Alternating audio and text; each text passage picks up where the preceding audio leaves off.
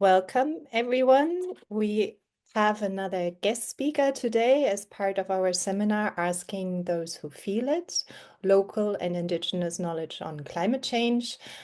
In this seminar, we are exploring how local and indigenous knowledge can be integrated to tackle the climatic crisis, and especially how it can be better used in science. This course is part of Global Awareness Education, which is again part of the transdisciplinary course program at the University of Tübingen. And we have students attending this class that have all backgrounds. So my name is Inka Koch, and I hand over to Jakob Friedrich Steiner to introduce our guest speaker today. Thank you, Inka. I'm very happy that Aaliya has agreed to speak today to all of you on her PhD work. She's doing a PhD at the University of Duke in the US. Originally, she's from Pakistan, but her PhD, her doctoral research has been in Nepal and in Pakistan, both countries. So she has a lot of experience coming herself from a mountainous region that we have already addressed earlier today, or I already forgot. No, it was yesterday when we talked about disaster risk reduction and the traditional means of early warning systems that exist, right? So one of the examples that we gave was also from the region that Aaliya is originally from. Thank you very much, Aaliya, for talking to us today, and the floor is yours. And as always, to all of you, easiest I think logistically also is if you think about your questions and put them at the very end, but in principle it's also possible during the lecture. But we'll have enough time at the end of the lecture definitely to ask questions. Thank you. Over to you, Aaliya. Thank you so much, Jakob. Good afternoon, everyone. Yeah, thank you so much once again for giving me this opportunity to speak to your students and also to share my personal experience.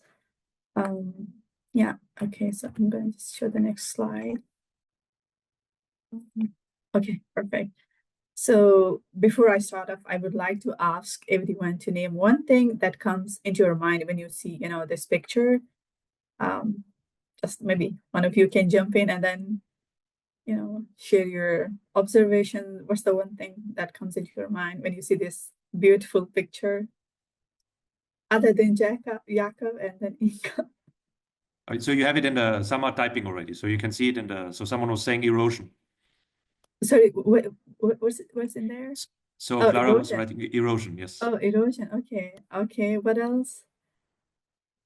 I feel like this place looks pretty dry. Okay, cool. What else? Landslides, someone is typing.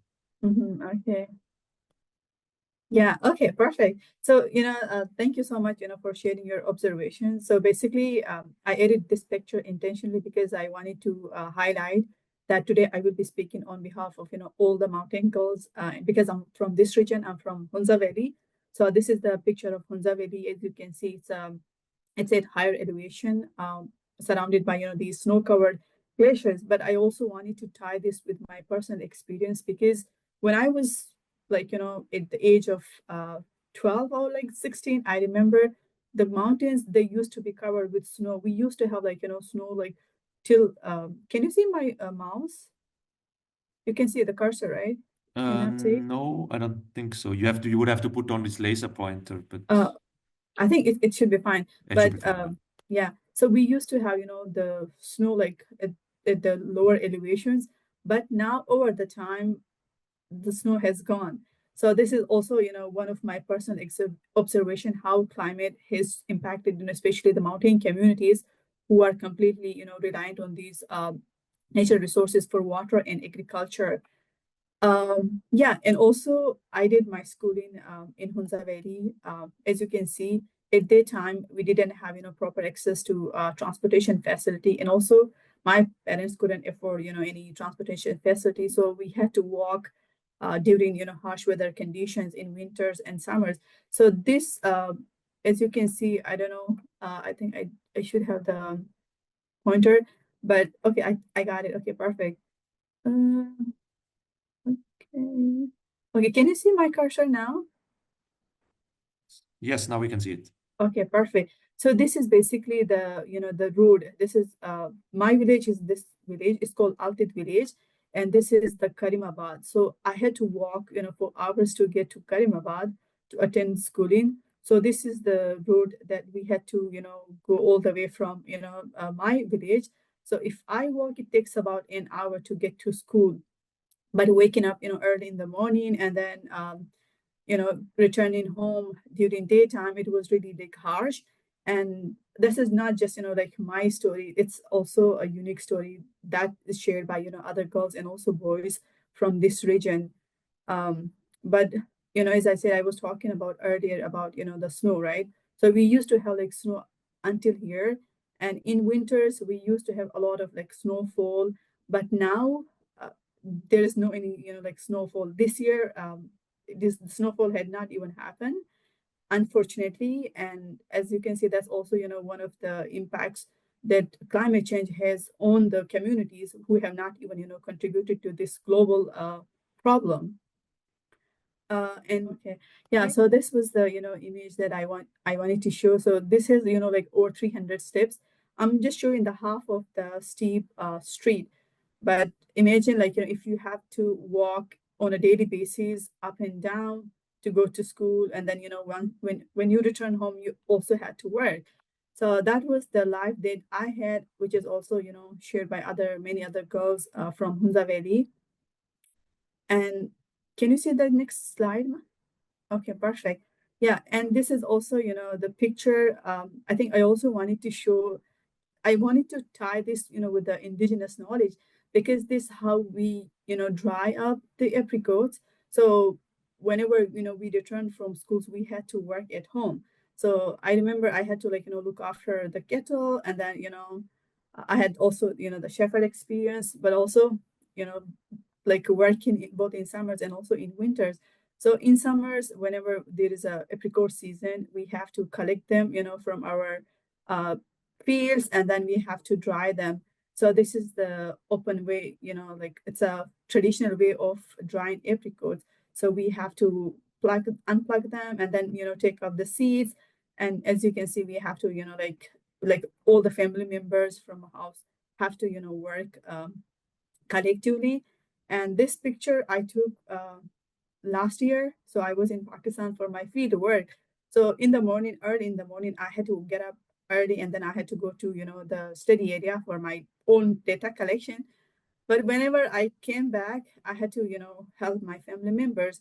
So as you can see, we have to like engage every person from family.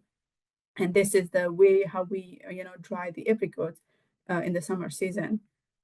Yeah, so can you see the next slide now? Okay, perfect.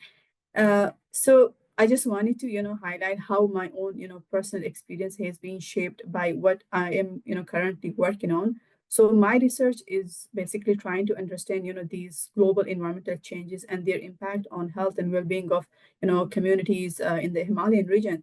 So I'm focusing specifically on Pakistan and Nepal, because I was before I started my PhD, I was working in southern Pakistan, and also I had worked in the northern Pakistan. So working closely with mountain communities during both hot and then cold temperatures, I also witnessed how the marginalized communities, especially who do not have access to these basic resources, how they are being impacted the most by these global environmental changes such as climate change, and also climate related, extreme weather events. I remember back in 2020, I was, in Karachi. So Karachi is basically located in the southern part of Pakistan. So I had to go to interior Sindh, where the temperature goes up to 50 degrees centigrade. So imagine if you have to live, in a place in summer, especially where there is no, proper access to water, sanitation, and then electricity. And if you have to, bear the extreme temperature, I don't think our body, would withstand that heat, the heat stress. So I was really like, burnt out, and I was kept thinking about, those communities, because I was there for, like a couple of weeks. But imagine those communities who have to, like live there for the entire, like, life.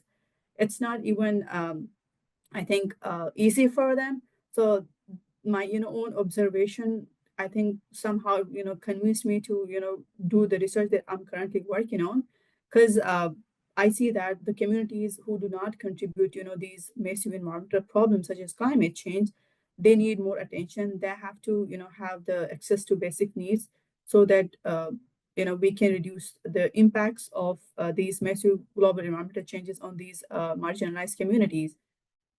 And also, after I finish my PhD, what I aim is to, build a community-based the planetary health framework, how we can, better address these environmental problems and their impacts, especially on communities' health and well-being. So that is my long-term goal. Yeah, and I think Jacobi also mentioned that my focus is also on Nepal. So this, I think, okay, perfect. So this was the case study that, we conducted in Nepal, but I will not be going, in detail. I'll just provide you, an overview of this study. So this was like a narrative study, and we used the mixed method research approach, and we collected data in 2 phases. But I will be just focusing, on the initial phase where we conducted interviews and then focus group discussions with the communities. I think if you are really interested, in working with the communities, whether they are, local communities or indigenous communities, you have to, follow the certain procedure. So for this project, I was, trying to understand how can these communities, the rural communities, perceive these massive, environmental changes such as climate change and land use change, and what are the health problems that they see in their area, and then how what are the causes of health problems they perceive. So this was the study we conducted in Siranchuk Rural Municipality. And Siranchuk, as you can see, this is located in Gorkha, which was impacted by the earthquake in 2008. So since 2018, this Karma Flights Foundation is a local organization which is working in Gorkha. So the aim of Karma Flight Foundation is to conduct free health camps for the communities who do not have proper access to health facilities. So what we did was like we collaborated with this Karma Flights Foundation team, and then we looked at the health camp data. As you can see from this pie chart, they during the health camp, which was conducted in March, they treated different health issues. So for during the health camp, they also invite other doctors from other countries, and also the doctors within Nepal. So they invite those who can attend this health camp and then provide health services. So based on these health camp data, we then decided to see what could be the possible cause of these health problems. So this was just the idea that was endorsed by my advisor, and then I decided to turn this idea into like a major research project. So then in the initial phase, what we did was in April 2022, we had to go through the IRB process. So when your research involves human subjects, you have to go through the protocol, the ethical clearance procedure. You have to meet that, and we went through the IRB process, and then when we received the IRB, we went to Nepal, and then we collected data. So in the initial phase, we conducted about 24 key informant interviews with the local communities who attended, health camp, and also 2 focus group discussion. So one focus group discussion was, for both like a male and female participant, and the other one was only for female, because oftentimes when, in spaces where female are, with male, they don't feel comfortable talking about, like these major problems, especially if they're related to, like a personal health.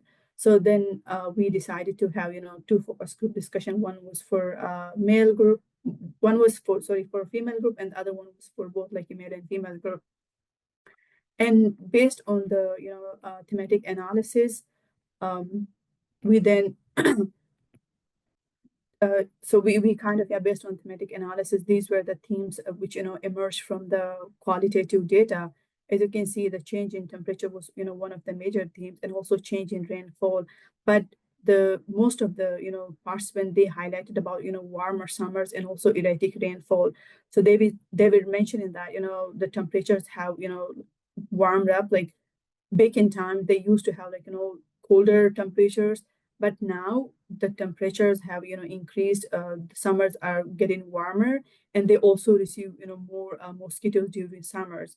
So imagine this study area. This is at the elevation above, above 2,000 meters. So the research also shows that, with the rise in temperature at the higher elevation in Nepal, there's also, there's also infestation of, these pest attack. So, which indicates that, the temperatures are, like changing even at the higher elevation. The higher elevations are also getting warmer with rising temperatures. And also, when they talked about, like change in rainfall, they were also talking about erratic rainfall. They mentioned that, back in times, like they used to have, like a regular rainfall, but now it has become irregular. Sometimes there would be like, heavy rainfall, and sometimes there would be like no rainfall at all, which ultimately, impacts their crop yield.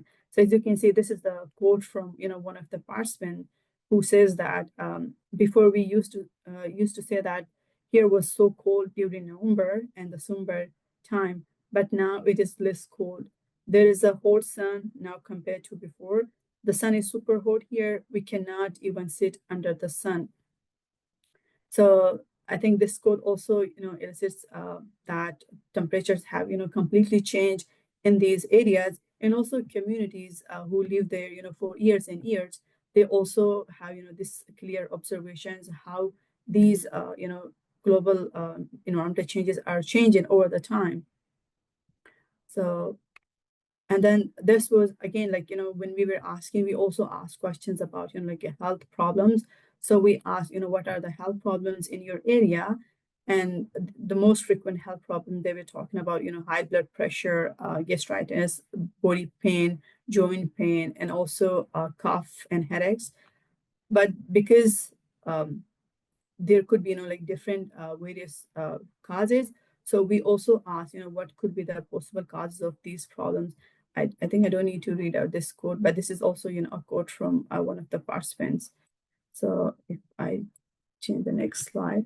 Yeah, okay. So again, based on the thematic analysis, these are, some of the causes that participants were, talking about, like behavioral change.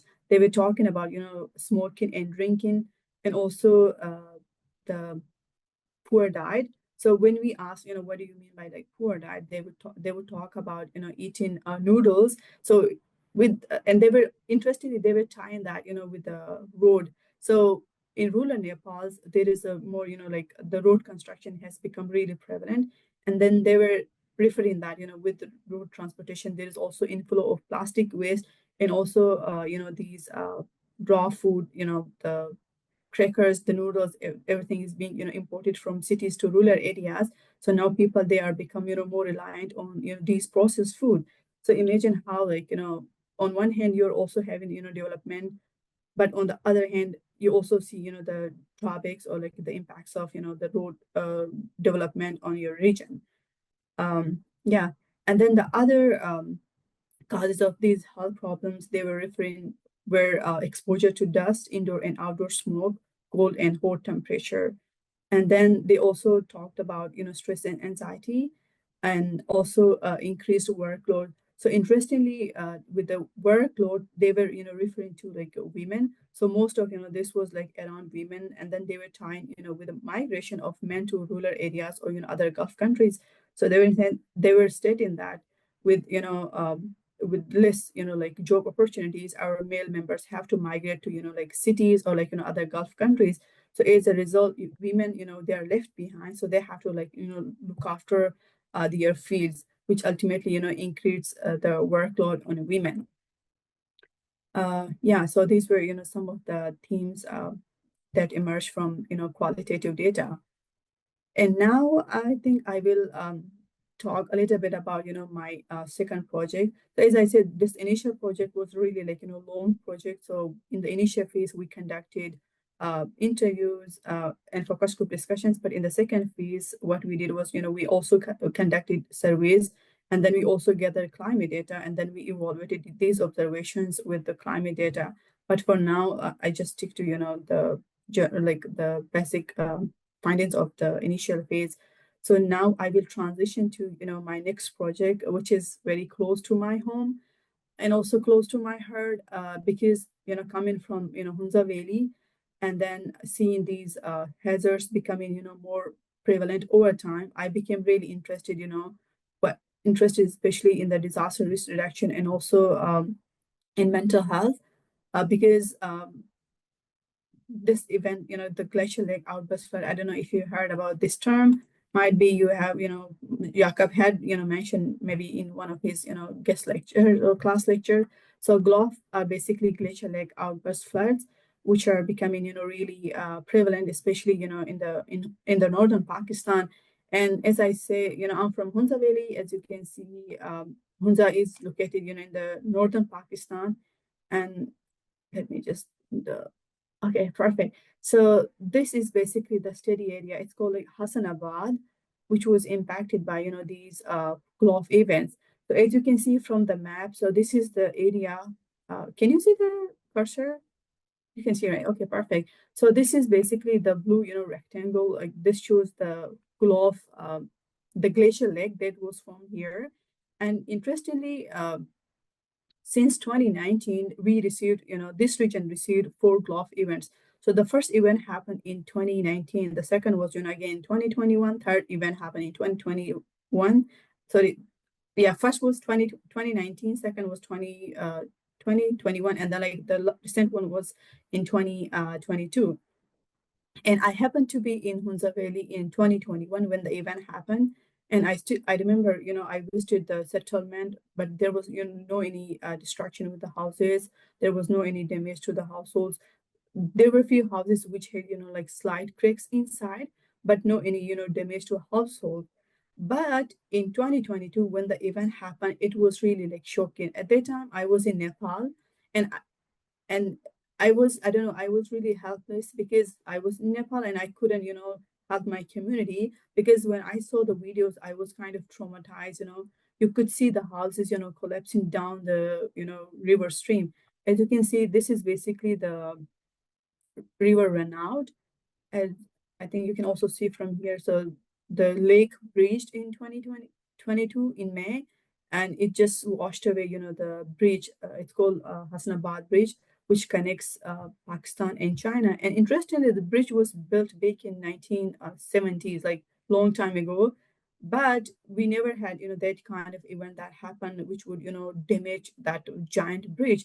But in 2022, when the event happened, it just washed away, the bridge completely and also damaged 9 houses. I wish if I could show you that video, but yeah, I don't have that video. I think you can also find that on online, where you could see, houses collapsing down the river.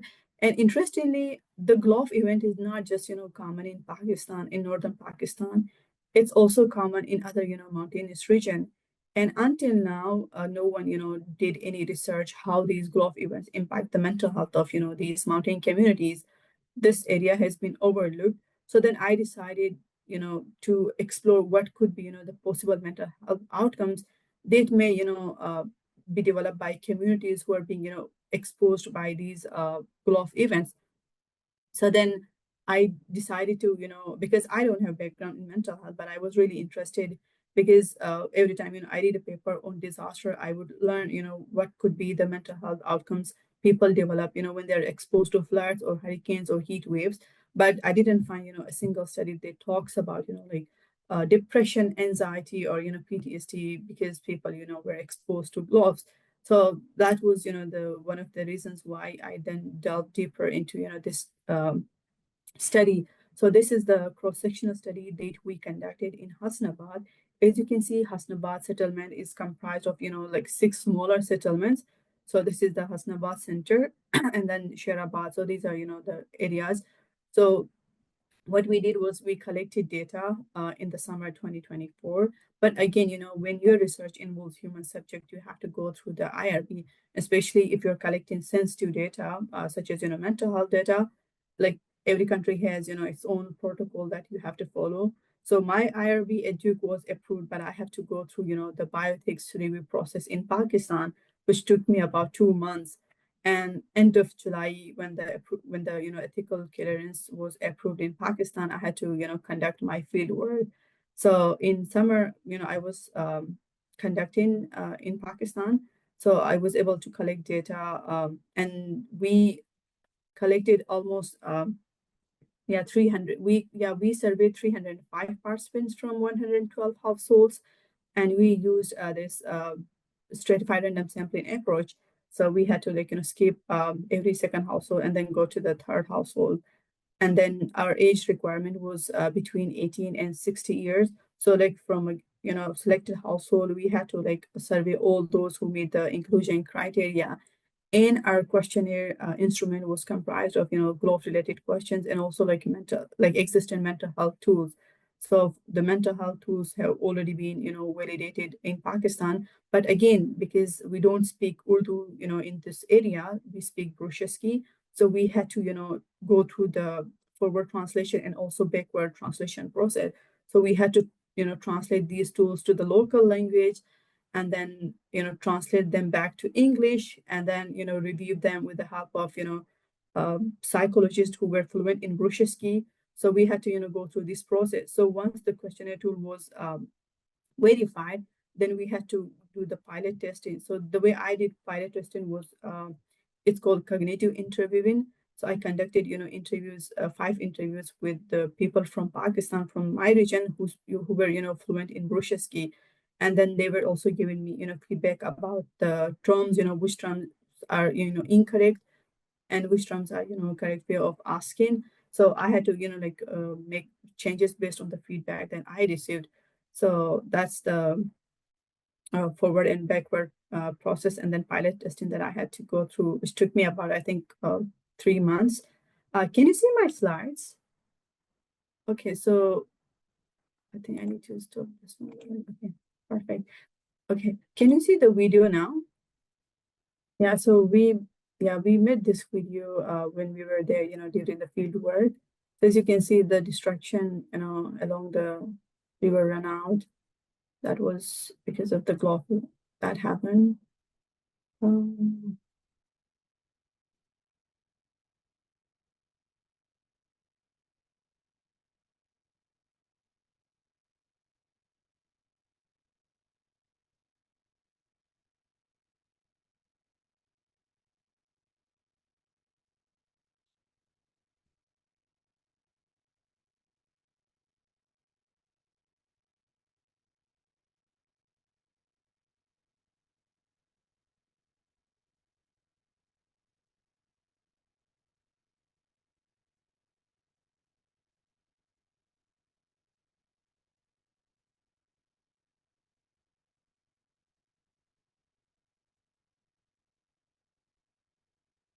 Okay.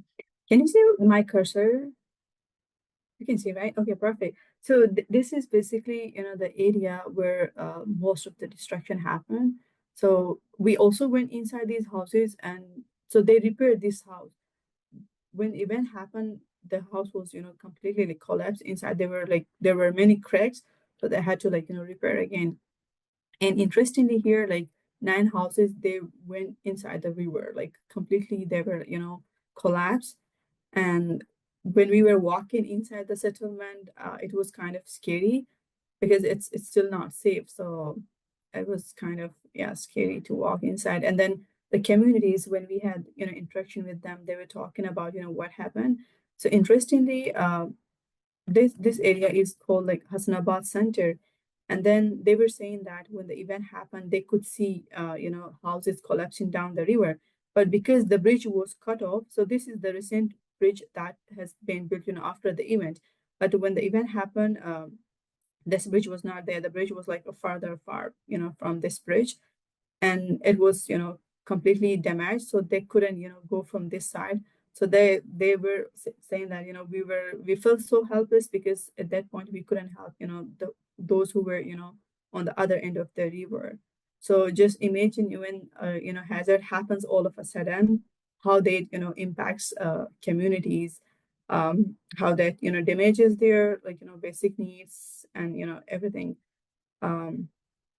Yeah, okay. So I think I'll just go back to the PowerPoint now. Aaliya, can I ask a Sure. quick question? Sure.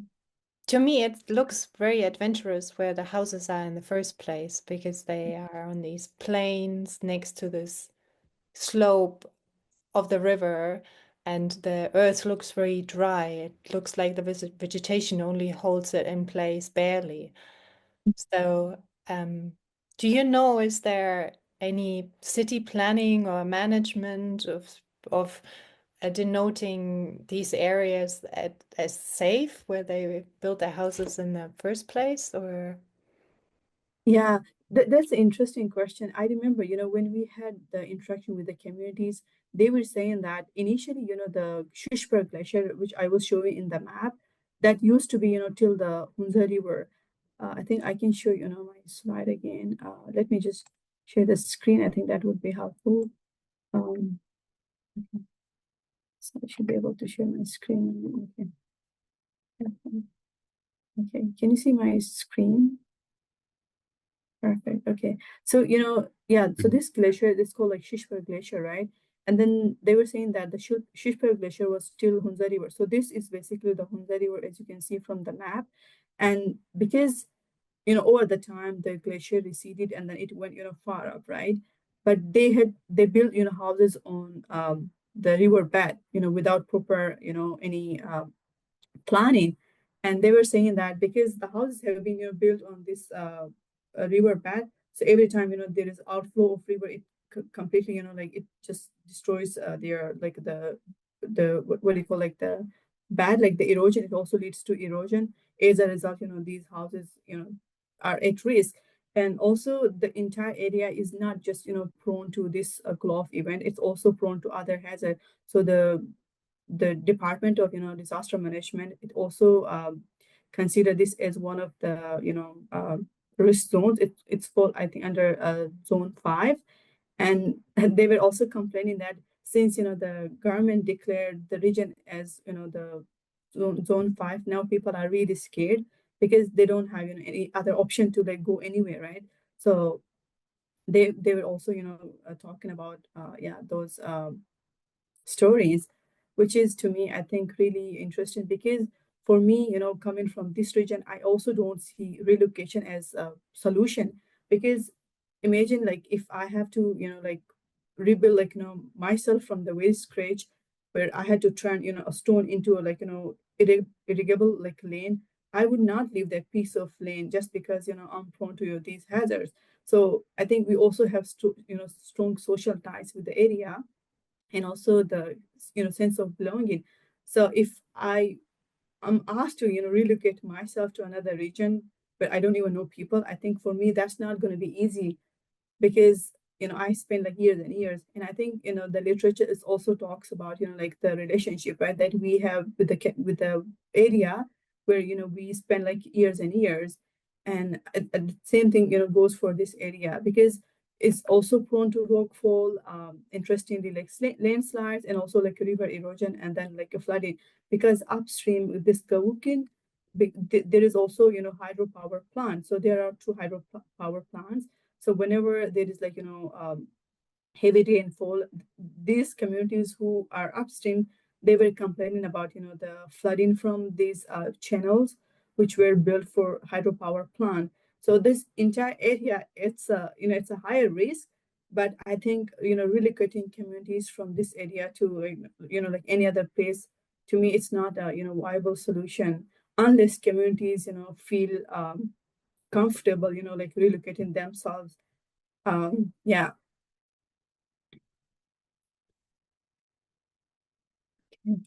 Um, okay. Yeah, I think I don't know if this video is going to be played. I'll just try. So this is, can you see my slide now? So this is Gawukin that I was, talking about, right? So in Hasnabad, there are two hydropower plants. Um, yeah, and then when the Gulf event happened, it also, damaged both power plants. So there was like, no proper electricity, and the water channels were also disrupted. So huge destruction. Okay, yeah, so this is another video that I wanted to show. Um,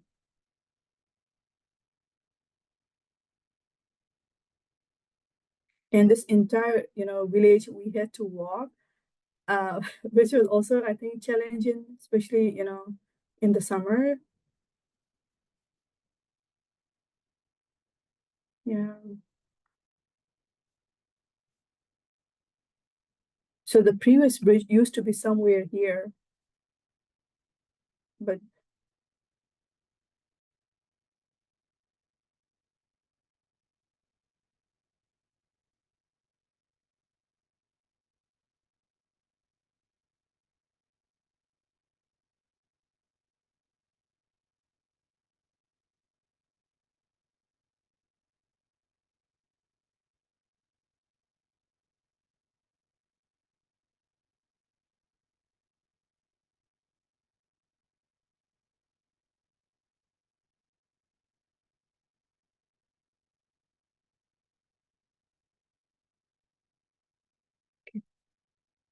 yeah. And then these are, just some of the pictures that we took during the field.